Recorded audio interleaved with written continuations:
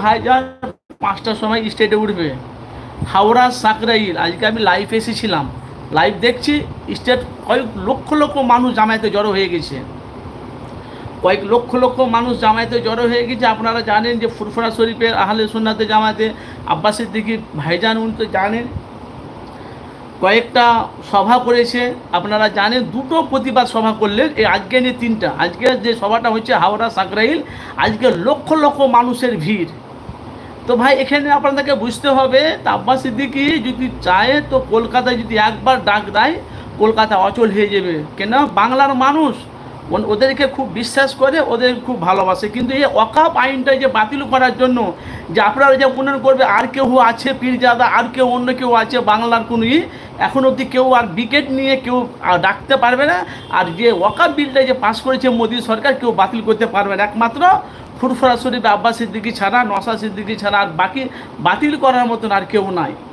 কেন? জনগণ সাধারণ মানুষ কিন্তু আর কাউকে বিশ্বাস করছে না, আর কাউকে বিশ্বাস করছে না। এবার সরাসরি পীরজাদা আব্বাস সিদ্দিকী ভাইজান কিন্তু এলাকার ময়দানে নেমে গেছে। উনি বলে দিয়েছে তোমরা যদি আমার পাশে থাকো অবশ্যই যে কালা আইনটা যে পাস করেছে মোদী সরকার আমি সেটাকে বাতিল করে দেখাবো, তোমরা যদি আমার পাশে থাকো। তো আব্বাস সিদ্দিকী ভাইজান হাওড়া সাকরাইল থেকে লাইভ চলছে, আমি দেখছি এখনও অবধি আব্বাস সিদ্দিকী ভাইজান উঠেনি। উনি 5টার পর আসরের আজানের পর আব্বাস সিদ্দিকী ভাইজান উঠবে। তো যারা যারা যেখান থেকে আমার লাইভটি দেখছেন প্রত্যেকটা ভাইকে আমার তরফ থেকে ভালোবাসা। কেন আপনারা জানেন যে আমি ঠিক 12টা, 12:30, 12টার মধ্যে আমি লাইভ দিতাম, একটু লাইভ দিয়েছিলাম, একটু কাজে ব্যস্ত ছিলাম বলে আমি লাইভটা দিতে পারিনি ভাই। তো আপনাদের কাছে ক্ষমা চেয়ে নিয়েছি, কিছু মনে করবেন না। তো আব্বাস সিদ্দিকী যে আজকে যে সাকরাইল হাওড়া সাকরাইল যে আজকে সরাসরি প্রতিমা আজকে আব্বাস সিদ্দিকী ভাইজান হাওড়া সাকরাইল সরাসরি আব্বাস সিদ্দিকী ভাইজান দেখলাম আমি লাইভটি, লক্ষ লক্ষ মানুষের পুরো গ্যালারি মাঠটা পুরো ভর্তি হয়ে গেছে। হাওড়া সাকরাইল এখন অবধি আব্বাস সিদ্দিকী মঞ্চে উঠিনি, তাহলে মঞ্চে উঠলে তাহলে কতটা লোক হবে বুঝতে পেরেছেন? প্রচণ্ড মানুষের ভিড় ভাই, এত ভিড় মানে বাংলার আনাচে কানাচে সমস্ত মানুষ কিন্তু উপচে পড়ে চলে গেছে ভাই ভাইজানের ডাকে। কেন জানেন? কালা আইনটা যে পাস করেছে মোদী সরকার, আপনারা জানেন সে ওয়াকফ বিলটা কেউ যদি বাতিল করতে পারে সে হলো ফুরফুরা শরীফে আব্বাস সিদ্দিকী না তো নওশাদ সিদ্দিকী। আব্বাস সিদ্দিকী আমি আপনাদের কাছে বলে দিলাম, যেহেতু এটা ইংরেজি মাসে 5 মাস 6 মাস চলছে, যে 2025-এ দেখবেন। আমি আপনাদের কাছে বলে দিলাম আপনারা যদি আব্বাস সিদ্দিকীর পাশে থাকেন, ওনাকে যদি সহযোগিতা করেন, দেখবেন 2025-এ দেখবেন যে ওয়াকফ বিলটা যেরকম পাস করেছে মোদী সরকার আব্বাস সিদ্দিকী সেটাকে বাতিল করে দেখিয়ে দেবে। কেন বলেন তো? বাংলার বাঘ তো ময়দানে নেমে গেছে, বাংলার বাঘ ময়দানে নেমে গেছে, বাংলার বাঘ ময়দানে নেমে গেছে। সে বাংলার বাঘকে কিন্তু আর আটকানো যাবে না।